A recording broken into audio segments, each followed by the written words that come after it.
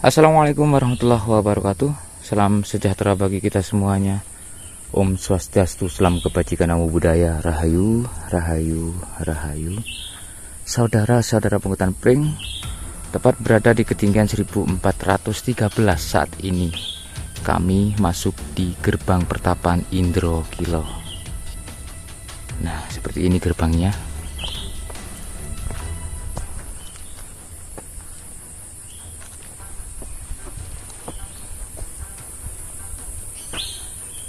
Ya, kita coba masuk. Suasana saat ini sangat hening sekali.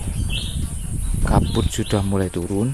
Nah, di tengah dari area sakral ini kami dapati sebuah pohon yang cukup besar.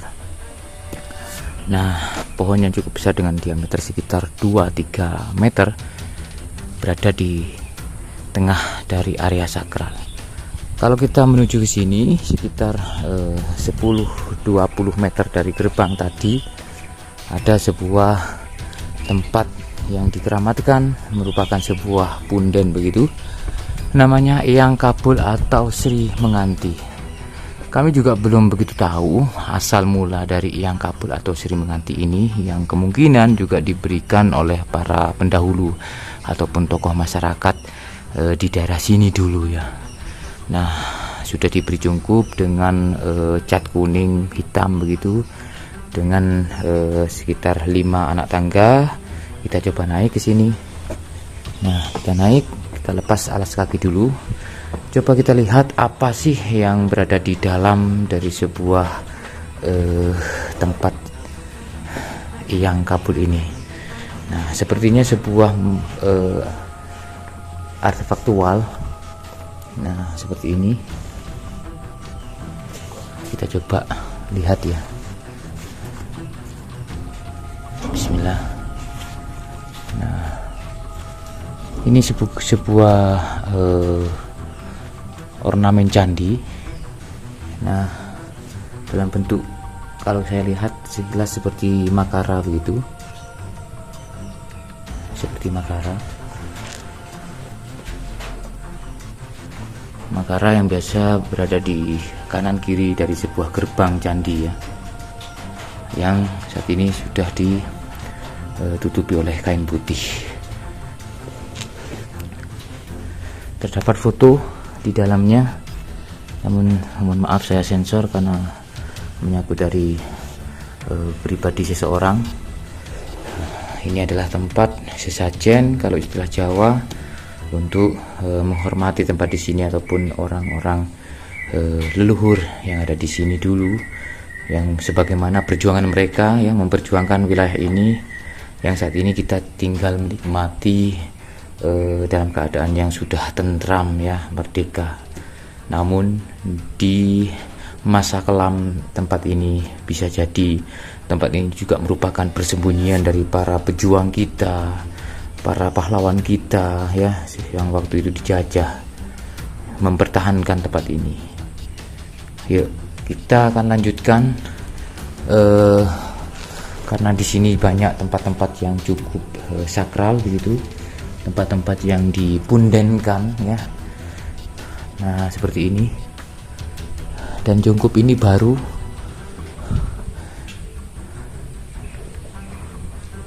Kita menuju ke atas, yang tepatnya berada di belakang dari tempat Eyang Kabul atau Sri Menganti ini. Kita turun.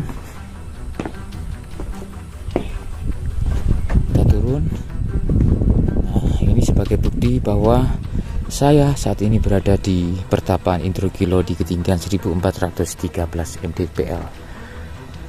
Kalau kita lihat keadaan di bawah, ya seperti itu, karena kabutnya turun sehingga kita tidak bisa melihat ya. Seharusnya pemandangan yang di bawah sana cukup indah, hanya sedikit samar-samar terlihat beberapa bukit karena Gunung Ringgit ini masuk dalam lereng Gunung Arjuna di Jawa Timur. Yuk, kita akan menuju ke atas. Kita melewati anak-anak tangga Ini bukan merupakan jalur tangga kuno, tapi tangga yang dibuat oleh di masa-masa mungkin tahun 60-70. Karena di atas sana, menurut dari tutur warga, terdapat tempat bisa dibilang petilasan ya, petilasan dari Presiden pertama Indonesia, Insinyur Soekarno. Saya juga penasaran, yang tentunya pemirsa di rumah juga penasaran seperti apa keadaannya. Kita akan naik terus. Nah, seperti ini. Nah, beberapa anak tangga terus menuju ke puncak.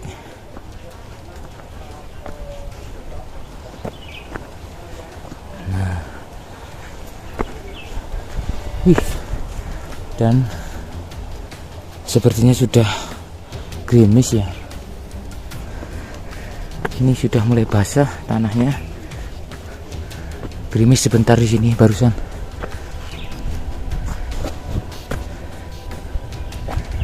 Nah, di situ banyak tempat-tempat yang disakralkan.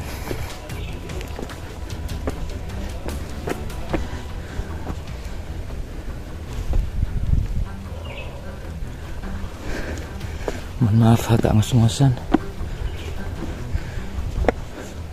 Ini sebetulnya warung, karena ya kurang tahu apakah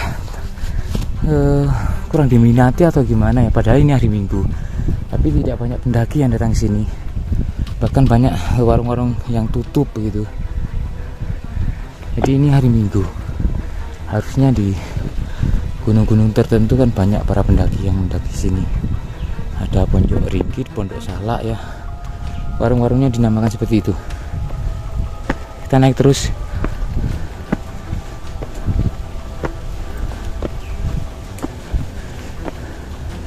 Dan di sini kita sudah mendapati beberapa material candi, yaitu batu-batu andesit dengan bentuk balok-balok begitu, yang presisi tentunya.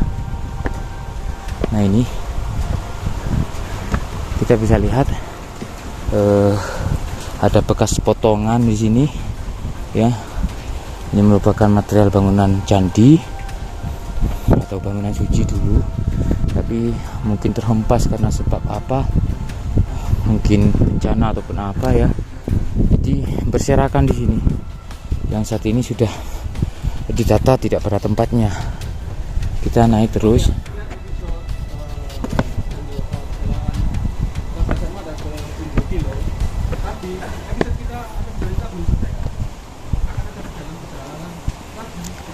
Nah, di sini kita dapatkan semacam kayak talut ya, yang memanjang begitu. Nih, kita dapatkan talut, terus berundak sampai ke atas. Dan di sini juga kita dapatkan anak-anak tangga, yang sebagian juga merupakan anak tangga kuno ataupun jalur kuno. Namun kita sebelum review ke atas sana, kita coba lihat ke sini ya. Batu-batu andesit ini memang ditata seperti tanah siring begitu. Sebetulnya cukup kuno juga, yang kemungkinan ini juga ditata oleh para leluhur kita. Dan disinilah kita dapatkan sebuah altar-altar begitu ya, seperti adanya di situs Sepilar Gunung Arjuno. Banyak pembentukan altar begitu, dengan 1, 2, 3, 4, 5, 6 pilar kecil, yang kemungkinan ini merupakan bagian dari candi yang cukup besar di sini dulu. Apakah merupakan penataan ulang atau in situ dari dulu, atau ini memang dari dulu ya, keadaannya memang asli seperti ini. Kalau kita lihat di sini banyak sekali batu-batu yang masih tertata begitu, melekat secara kokoh di sini dengan pola-pola pelipis seperti ini. Ada kemuncaknya juga. Nah, ini ada sudutan seperti ukel ya pada sudut atap ya. Dan di sini juga ada batu-batu yang menempel secara kokoh. Kalau saya lihat secara pribadi saat ini asli dari dulu, tidak ada perubahan bentuk. Mungkin ada bagian-bagian tertentu yang lepas, karena kalau kita lihat di bawah sini, ini sangat jelas sekali masih melekat kokoh begitu. Nah, oke. Dan diberi nama Eyang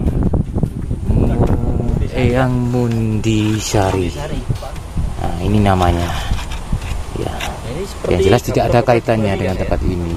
Ada leluhur ataupun pendahulu yang ada di sini atau tokoh masyarakat sini dulu yang menamakan Eyang Mundisari. Sayangnya di sini ada vandalisme. Nah, ini ada pahatan-pahatan yang tidak patut dicontoh ya. Ini adalah tangan jahil, tidak menghargai karya dari leluhur kita ya. Dia tidak bisa merasakan bagaimana mereka, leluhur kita, membuat batu, memahat batu seperti ini dengan gotong royong dan susah payah. Seni yang cukup tinggi, seni pahat yang cukup tinggi ini dibuat dengan susah payah, tapi oleh orang-orang yang tidak bertanggung jawab, membuat tangannya begitu vandalisme seperti itu, dicoret-coret. Nah, ada pola-pola seperti relief di sini yang masih terlihat begitu. Yang jelas ini ornamen dari sebuah bangunan candi. Ada batu-batu yang sudah mulai lepas karena kita lihat ada sisi renggang ya, ada spasi di sini.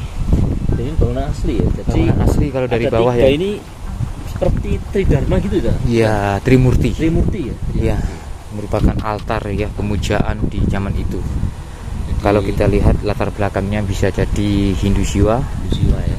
Ya. Jadi Trimurti itu Dewa Brahma, Dewa Siwa, dan Dewa Wisnu. Eyang Mundisari. Eyang Mundisari. Ya. Oke. Kita coba bergeser ke sini. Kita dapatkan anak-anak tangga dengan beberapa bangunan yang cukup bagus di kanan kirinya, semacam ada gapura kecil, gapura pentar begitu, yang menuju ke tempat yang paling sakral di sana. Nah, seperti ini. Di sebelah kirinya juga kita dapatkan sebuah altar juga. Nah, ya. Terus di sini juga kita dapatkan batu, ya, namanya batu tancap ini, ya, juga kita dapatkan di wilayah-wilayah di luar Jawa seperti Lombok, Bali, NTB, NTT. Masih banyak batu-batu yang tertancap sebagai bentuk hormat atau syukur kita terhadap Tuhan Yang Maha Esa.